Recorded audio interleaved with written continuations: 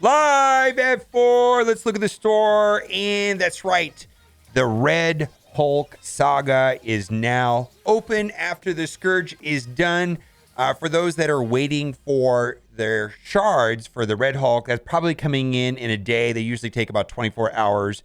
And you're going to want to go and do the Saga. And that way you'll get the Awakened ability for his special and then for his passive, which makes the team better. Also worth noting, it appears that they're the wrong enemies. They're the enemies from the Morgan Le Fay event. And so I found it to be very easy, at least through the second wave or the second level or whatever. I'm hearing from other people that the third one was actually pretty hard. So if you haven't done it, go ahead and do it already right now. There's lots of other things in there. There's gold and mega orbs, and it definitely is worth doing. Also, Tana has put out another video about a data mine. Looks like there are files inside the game's JSON file right now for a significant Ultron buff that is coming. So I put a link to Tana's video. If you don't already subscribe to Tana, you want to subscribe.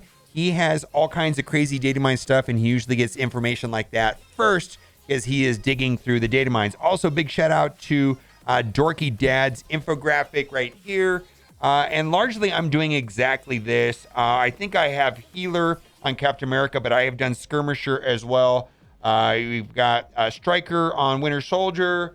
Agent Carter, of course, is Healer. And we've got Skirmisher and then Raider on Agent Venom. And then we've got also the team positioning. So that is big shout out to Dorky Dad for putting out that infographic. Also, some people are saying that they're kind of mediocre, and there's a lot of opinions on this. And do not try to use the Rebirth team members in DD5.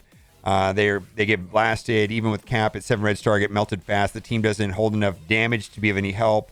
Took a 4 red star level 90 agent veteran, and he dies instantly. The characters lack the robustness Death Seed Gamma teams. So, I mean, I just want to say this for a second, and Dorky Dad says that right here.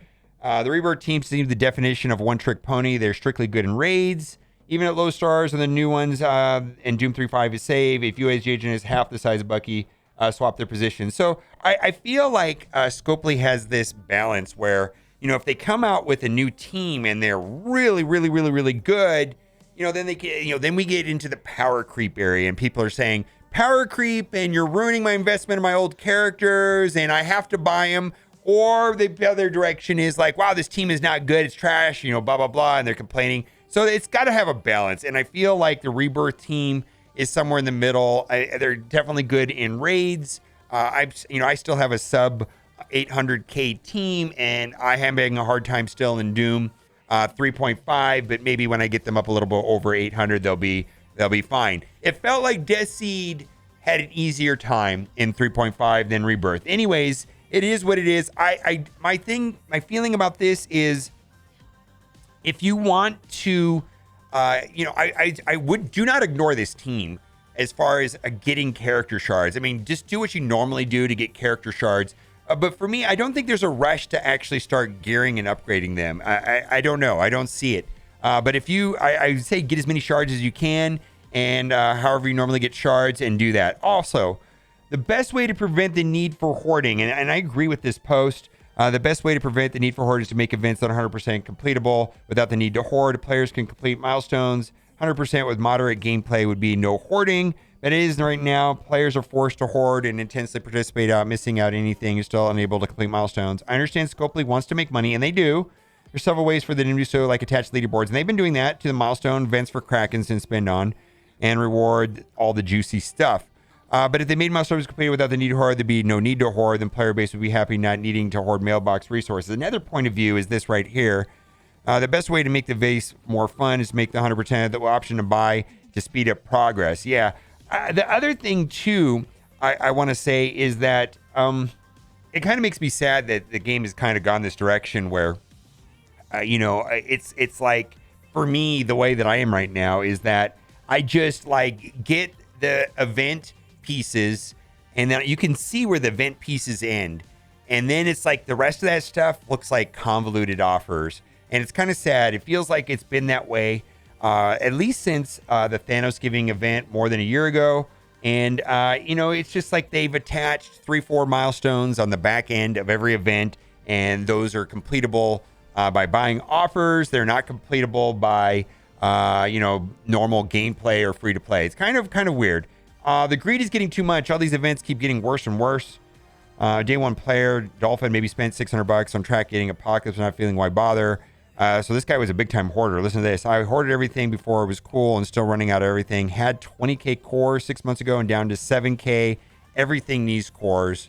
And went out. I won't buy more. I'll just quit. Yeah, there's somebody over there, Scopely, that is looking at the inventory levels of people's cores and doing a victory lap every time you spend your cores on when they create an event. They're trying to get people to deplete their cores, their gold, their resource, whatever it is. It's like a mission of theirs. Every time an event goalposts get moved, requiring more for less. I guess they want to squeeze people for more money, but conveniently lowering available resources before they need it and raising the prices makes not buying easy. I feel like this is true, and I wonder if Scopely understands that. When they squeeze out free-to-play players or light spenders, they're not converting them to spenders. They're just pushing them out of the game. The spenders typically spend, and the free-to-play players don't spend. You're not gonna if people haven't converted over to spenders by now, they're not going to. So all they're doing is like pushing and alienating people from the game, and I don't think that's a good business plan. I spent 1k energy a day and still won't get the 5 red Jane Foster. When these things first started, I could finish all of them, and it became 3 short. Now it's even less. These events are a major source of progression. They just keep getting worse. Could just accept every change and take it less serious. But the point, why bother? And let's move on. Whole name of the game is grind, balance of grind and fun. It's balanced less and less. And then this person also said monthly milestone items and chill. Better mentality. Sure, I guess. If I ever need 5 red Jane, I'll just promote her one day player. They may be silver promos. Yeah. At the end of the day, a 5 red is 150 silver promos, and if I wanted to do that, I would for sure. Also, speaking of red stars and dark promo, I just wanted to point something out that's really interesting, and this person is 100% correct. Dark promo farmability, yuck. Remember when the month-long events had about 700 card dark promos and milestones? Yeah, they yanked them. Man, those were the days. Can Scopely please bring them back? How does start every month break the game? That would mean it'd take 5 months to 6 from 6 red stars of the next tournament. Come on, Scopely. All right, so this is my take on that. Like, this game has progression systems, right? Like back in the day, I remember like purple gear and ABCs used to be really scarce. We're going back a long time, and now we're swimming in them. And to a lesser degree, that's already starting to happen with SBCs, right? The orange gear, right? And then when the teal gear is super scarce. And what Scopely always wants to happen is that the Mega Krakens always have something to buy, and so that they can move forward. And I'm calling it now, but red stars for some people are over. And I'm going to show you a player ID of someone that has. I'll show you right now a player ID of Batwalk, who has, I believe, every character but 18. Already at 7 stars, 7 red stars. So look at this. All of these are 7 red stars. 7 red stars, 7 red stars, 7 red star, all of it, right? I mean, all of them, right? They're not making money off red stars anymore from the top spenders. And so they're squeezing the top spenders with dark promotion credits. And that's where these offers are right here. It's like, if you want to move forward with dark promotion credits and get your Dormammu up, to 5 and 6 stars, that's how you do it. You buy these offers, and I'm calling it now. They're coming out with something new, whether it's brown stars, blue stars, fuchsia, ISO 12, relics. There's a new progression system around the corner because a large source of their income was red stars, and a lot of people have almost finished red stars. Like, it's almost completed progression system. So I'm calling it now. And I feel like that's what they're doing here right now, is they're squeezing everybody on dark promo because they're not getting money from red stars. And the problem is that this is affecting, even the light spenders or the non-spenders the most, where we're just not getting these pieces just so they can sell this to the people that are willing to buy it, which I think is outrageous. So it is what it is. Now, also, I think that Spider Weaver should be removed from Mega Orbs. At least for uncertain accounts. I don't know. I feel like that's kind of frustrating. Now that we all have a lot of Spiderweaver shards, I know I'd be pretty annoyed if my Mega Orb pull was 50 Spiderweaver. Someone was saying, is it now that everybody's got a 7 yellow, anyways, the people that are over level 70, it seems like they've ramped it up and that's all we get is Spiderweaver shards. And they did make an announcement for players under level 70 that they were going to do something. Hopefully we hear some sort of formal announcement on what they're going to do, but I think they're going to try to make that right. We'll see. All right, so we've got some offers. Golden Super Bundle. This is a very mediocre offer, but keep in mind, starting tomorrow, there is going to be an event, which is spending gold on these orbs. And so you can't spend gold on upgrading characters, but you're going to get credit for spending gold. It's kind of like the campaign nodes where you don't get credit for, you can only spend the energy on certain nodes. Like they're telling you where to spend it. Same thing here. You get credit for spending gold, but only on those orbs. Event is supposed to play out tomorrow. We'll see how that goes. I noticed that there are different pricing on these now. Like it seems to me that they still have Elite 4s for $19. That was the anchor pricing, so that it makes you feel good when you see this. It looks like they've shifted that down to $10. I don't know if this is a good value or not. I'm not going to buy it, but I just wanted to point that out. We've got a couple character shards. We've got Jane Foster, Mighty Thor. She is a node farmable character now. We've got Nico. Nico's really only useful on, against A-Force on war offense. This is kind of a weird offer. Some people might find value in this offer there. That's up to you. But this is bad. $100 for 720 T4s.